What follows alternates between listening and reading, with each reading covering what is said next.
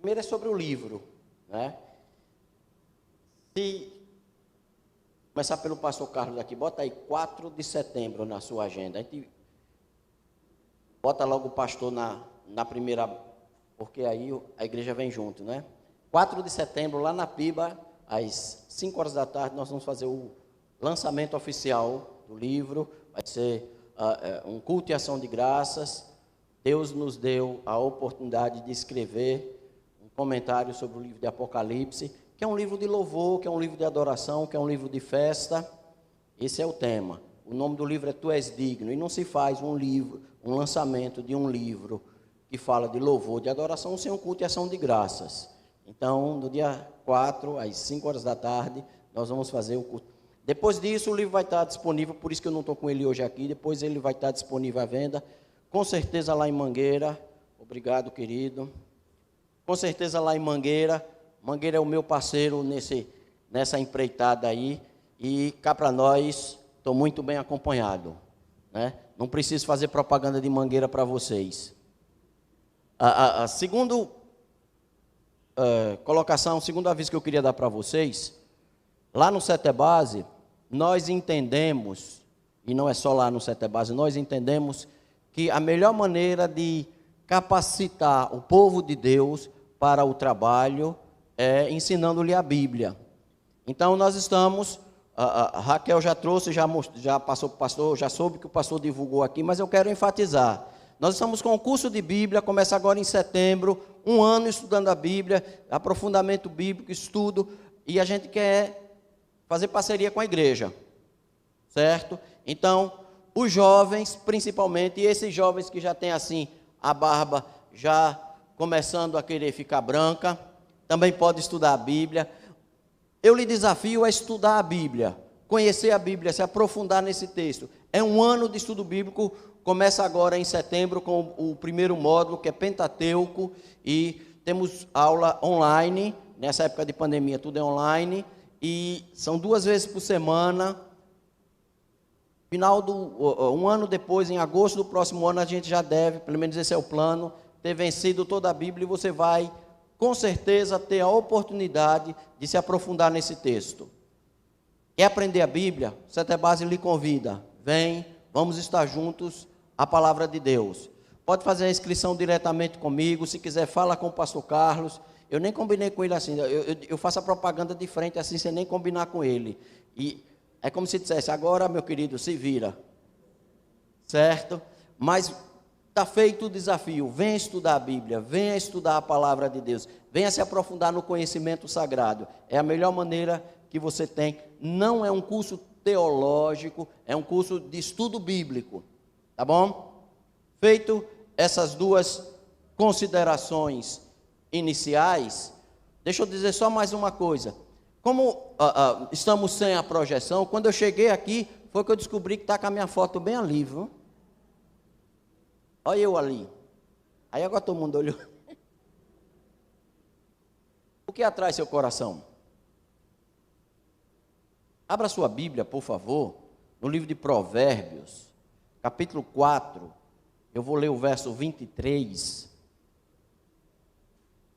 Esse é um capítulo que é um pai dirigindo-se ao filho e dando a ele conselhos como viver melhor, como encarar a vida. E é um texto extremamente recheado de carinho, de cuidado, de atenção de um pai que quer melhor para o seu filho. E quando ele chega, depois de vários conselhos, ele chega ao versículo 23 e vai dizer assim: acima de todas as coisas, guarde o seu coração. Na versão tradicional diz, pois dele procede toda a vida. Nessa versão que eu tenho aqui na minha mão diz, pois ele dirige o rumo de sua vida. Conselho bíblico no livro de Provérbios é, preste atenção no que você faz com o seu coração.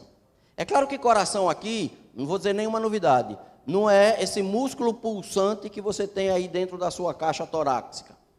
Claro que não é isso, e você já sabe disso, não estou dizendo nenhuma novidade. Está dizendo aquela força, aquela instância o interior que lhe faz caminhar, olhar para frente e dizer, eu vou. aquilo que pulsa de ânimo, de alma dentro de você. O texto bíblico está dizendo, ó, presta atenção nisso aí. O que é que lhe move? Quais são os motivos que lhe fazem acordar de manhã, caminhar, trabalhar, estudar, tocar a vida? Quais são os motivos? E é interessante a gente pensar nisso já, porque alguns motivos que estão aí dentro, só você conhece. Só você conhece. Você nunca confessou a ninguém. Você sabe por que faz determinadas coisas e não faz outras. Quais são os motivos do seu coração? O que lhe leva a fazer o que você faz? A tomar as decisões que você toma? Então o texto bíblico está dizendo, ó, presta bem atenção a isso aí. Entenda os motivos do seu coração. Porque a sua vida vai ser pautada, vai ser guiada. Ele vai ser o trilho pelo qual a sua vida vai caminhar.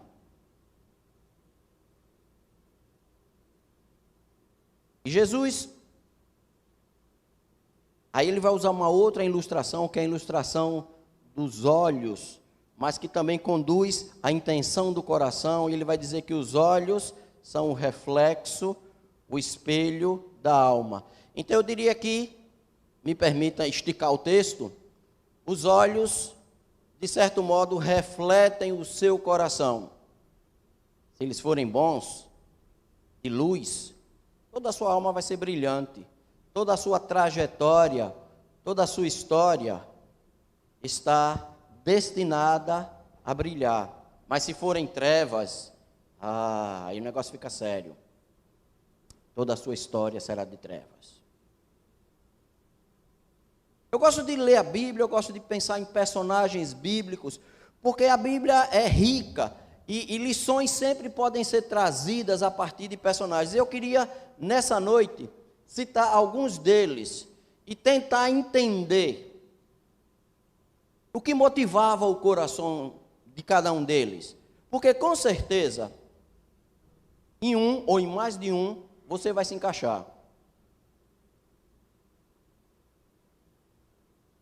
E a Bíblia, muito transparente, muito honesta, como sempre foi, nunca escondeu acertos e defeitos dos seus heróis.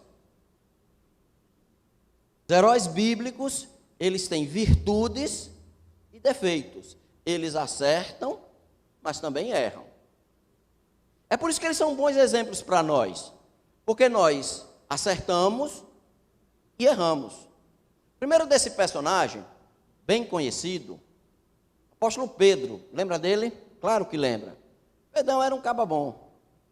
Jesus escolheu para ser discípulo, ele tinha um ímpeto, ele tinha um traço de liderança. Mas não é isso que eu quero destacar nessa noite, não é a liderança do apóstolo Pedro. É outra característica, e você vai lembrar, deixa eu citar bem uma história que você vai lembrar disso aí. Era madrugada, Jesus... Eu estava ali tentando me segurar, eu não consigo não deixar de vir aqui para frente. Viu? Era madrugada, Jesus tinha dito aos seus discípulos, olha, entra no barco, atravessa para o outro lado, que eu vou ficar aqui no monte orando. Pedro era de profissão pescador.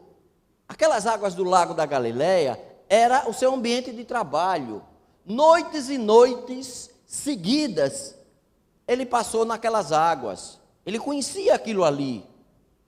Mas aquela noite caiu sobre eles uma tempestade horrível. E eles estão a ponto de afundar. E Jesus não está no barco. E eles estão preocupados. E de repente, eles observam, e o texto bíblico é maravilhoso, é fantástico, que Jesus está lá no monte orando. E de lá ele observa os discípulos lá no meio do lago. E Jesus disse, eu vou lá. Mas a gente quer destacar é Pedro hoje. Então vamos lá com Pedro. Jesus então vem caminhando sobre as águas. E os discípulos olham aquele negócio ali. E não briga com eles não. Porque toda vez que eu leio esse texto, eu penso que eu faria a mesma coisa. E provavelmente você também é um fantasma. Presta atenção, de noite, de madrugada, no meio do lago, não tinha luz elétrica, nada disso, aquele breu, nuvens, chuva, vento, tal, e você olha, vem um homem caminhando em cima da água, no meio dessa algazarra toda. Rapaz, o coração está para sair pela boca. Que é isso, menino? Que é isso? Jesus então disse, calma, sossega, deixa de perrer, menino, sossega, sou eu. Aí entra Pedro, nosso personagem. Senhor, é tu mesmo? Se for, manda eu descer que eu vou aí agora. Esse era Pedro. Pedro era aquele personagem que primeiro ele toma a decisão, depois pensa. Vocês estão rindo porque conhecem um bocado de gente que é assim. O coração é do estalo. Foi. Quando foi, já viu. E agora? Quando Pedro disse para Jesus, se és tu, manda eu descer. Imagina a simplicidade de Jesus. Desce, então vem cá. Pedro pula do lado de fora do barco. Não é assim a história? Quando Pedro está do lado de fora do barco, aí é que ele foi pensar. Ele olhou, menino, onde é que eu me meti agora? No que é que eu estou agora? Ó, pai! Aí ele começa a afundar, porque ele começa a pensar, ele começa a analisar a situação no qual ele se meteu. Esse é Pedro. Pedro é aquele que, quando Jesus disse, olha, eu vou para ser crucificado. Pedro então diz, não, Senhor, destaque, quando vier, eu vou lhe defender. E tentou mesmo, sem pensar, como sempre Pedro fazia. Os soldados vêm prender Jesus lá no horto do Getsêmani. Pedro puxa-lhe da espada, né? E vá. Mas ele foi ao encontro de um soldado romano treinado para a guerra. Né? Se fosse outro qualquer, eu acho que Pedro... Isso é o que estou dizendo, viu? Acho que ele queria torar o pescoço fora do soldado. Viu? Mas era soldado romano, deu aquela desviada, só cortou a orelha. Você imagina cortar a orelha de um soldado romano? Ele, treinado para a guerra, era puxar a espada e matar Pedro. Só não matou porque Jesus disse, calma, vamos resolver esse negócio aqui. Eu acho que Pedro respira fundo e diz, rapaz, livrei de um agora. Eu ia morrer nesse negócio. Isso é Pedro. Pedro age sem pensar, o seu coração é do ímpeto, é do impulso, é aquele que não mede as consequências. Quando a empregada chega para ele e diz, olha, você estava lá no meio deles. Não, que não estava nada. Aí vem o segundo, não. E o texto diz que ele começa a esbravejar, ele deve ter dito uns 3 palavrão para a coitada da serva, que não tinha nada a ver com a história, mas era Pedro. E depois ele lembra que Jesus havia dito, quando o galo cantar 3 vezes, você vai me negar. E ele chora amargamente. E ele se desmancha. E ele se desfaz. Mas isso é depois de agir. Eu sei que tem gente aqui que tem um coração pronto para ação, que faz sem pensar. E muitas vezes quebra a cara. Porque chega lá na frente, não devia ter feito, mas já fez. Então, vivemos muitas vezes num mundo que exige ações rápidas e ações práticas. Se você não agir, você fica para trás. É o mundo em que a gente vive. Se você não tomar uma atitude, você perde o emprego. O termo é até do tempo, né? Você tem que ser proativo, olha. Se tinha um cabo proativo, era Pedro.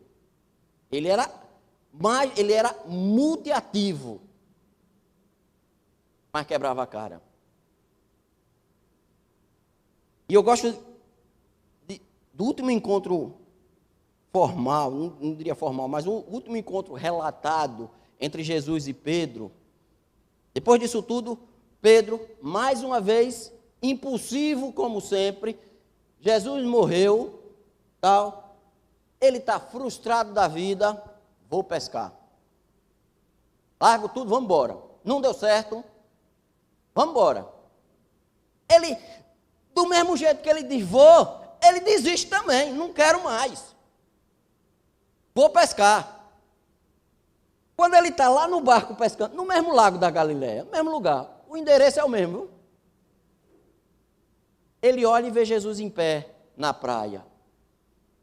Pra você ter uma ideia de quem era Pedro, o texto diz que ele tirou a capa que estava no barco e veio nadando nu.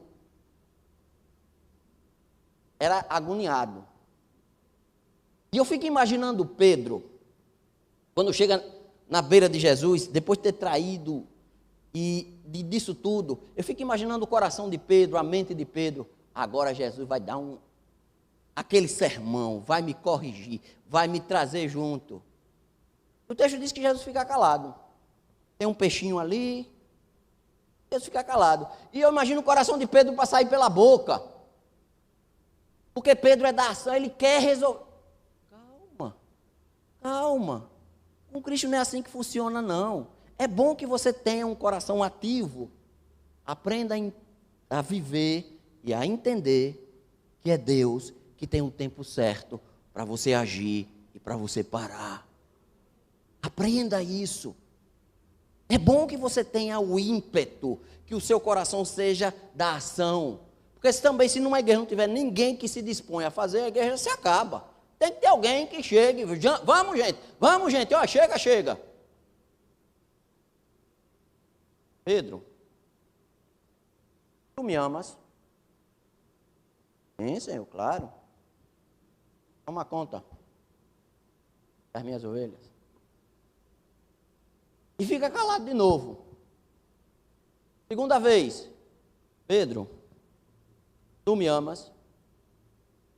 Sim, Senhor, claro. Resposta sem pensar. Pedro, resposta sem pensar. Terceira vez, Pedro, você sabe quem está falando com você? Estou lhe perguntando se você me ama. Presta atenção. Eu não quero que você tenha nenhuma reação explosiva. Eu quero que você pare um pouco. Pense na sua vida. Tome decisões acertadas e ajustadas. Pedro, corrija o seu rumo. Coloque o seu coração no alinhamento correto. Pedro, tu me amas? Aí mais uma vez Pedro se desmonta. Senhor, sabe de todas as coisas. Eu sou cabeçudo demais. Eu faço bobagem demais. Mas meu coração é sincero. A Bíblia não esconde os defeitos. Jesus disse, é com você que eu quero. Com você que eu quero contar. Talvez o seu coração lhe impulsione a ser agoniado, aperreado, vamos que vamos. Aprenda que às vezes precisa ter calma, mas Jesus quer contar com você. O segundo personagem que eu quero citar é Gideão. Da tribo de Benjamim, a menor das tribos, e ele mesmo diz, e isso é importante para a gente entender o personagem, o povo estava sofrendo sob domínio moabita. E os moabitas, sempre que eles colhiam alguma coisa, os filhos de Israel colhiam alguma coisa, os moabitas iam lá e roubavam a sua colheita. Então, Gideão está dentro de uma caverna, malhando o trigo. Se você for como eu, que nasceu e criou-se a vida toda em cidade grande, não tem a mínima noção do que significa essa frase, malhar o trigo. Né? Mas quem é da roça, sabe que você precisa de vento e sol para separar o trigo da palha. Dentro da caverna não tem nem trigo, ou nem vento e nem sol. Era um lugar completamente inapropriado. Mas sabe qual é o problema de Gideão? Não é esse. O problema de Gideão é que ele está com medo, porque no seu coração, o que direciona o seu coração é olhar para a vida dos outros. Eles são mais fortes. Eu sou da menor tribo, eu sou da menor família, e entre os meus irmãos eu sou o menor. O alinhamento de Gideão é o alinhamento da comparação. E eu tenho certeza que tem gente aqui que vive se comparando com os outros. porque ali, naquele lugar é melhor. Porque daquele jeito pode ser. E você não consegue sair de dentro da caverna. E não consegue malhar o trigo. E você não consegue fazer nada porque está preso, está amarrado, o seu coração está sem saída. Porque quando você olha, você só vê os outros. Os espias, lembra deles? Olharam a terra, tudo. Boa terra, mana, leite e mel, né? Cacho de uva, 2 homens para carregar. Eita, beleza. Mas já viu o tamanho dos homens de lá? Se a gente entrar, é pancada. Elias, profeta de Deus, depois de dar uma surra em Jezabel e nos profetas de Baal, ele vai e se esconde na caverna. Só sobrou eu, Senhor. E o anjo vai atrás de Elias. Ei, o que você está fazendo aí? É porque Jezabel mandou matar todo mundo e se eu der vacilo, morro eu. Está olhando para o lugar errado, cara. Ainda tem 700 que não se dobraram a Baal. No povo de Deus, tem muita gente que tem o seu coração fraquejando porque vive olhando para os outros. E sabe o que a Bíblia diz sobre isso? Olhando para Jesus, autor e consumador da nossa fé. Você quer sentir o peso desse versículo? Dizendo assim, você sabe de cor, às vezes você não tem a dimensão do peso desse versículo. Sabe onde é que ele está colocado na Bíblia? Exatamente depois da relação dos heróis da fé. Depois que o texto de Hebreus diz aquela relação todinha de homens e mulheres que você pode colocar num pedestal e dizer, esse é bom, olha, cabra assim, nunca vou chegar a ser igual a ele. Por mais que eu me esforce, estou longe de sair. O que você está dizendo é, não alinhe seu coração pela vida dos outros. Não faça como Gideão. Eles são bons exemplos e nos ensinam muita coisa. E nós estamos rodeados, esse é o texto, de uma grande nuvem de testemunhas. Mas olhe para Jesus. Alinhe o seu coração no autor e consumador da sua fé. Esse sim vai lhe tirar da caverna. Esse sim. Não foi o que ele disse para Gideão? Ele acabou de dizer que era o menor, o mais fraco. Deus tem umas ironias assim, por isso que eu gosto dele. Gideão, agora sai daí e enfrenta os midianitas. Como? Vai na tua força. Cara, eu acabei de dizer que eu sou fraco, mas é essa mesmo que Deus quer. É essa mesmo que Deus quer. Porque Paulo testemunha aos Coríntios que ouviu de Deus, porque o meu poder se aperfeiçoa é na sua fraqueza. Presta atenção, se o seu coração só consegue olhar os gigantes, está na hora de olhar para Jesus. Mas aí eu me lembro de um terceiro personagem, eu não vou nem falar do gigante, falar de Davi, mas não é do episódio do gigante.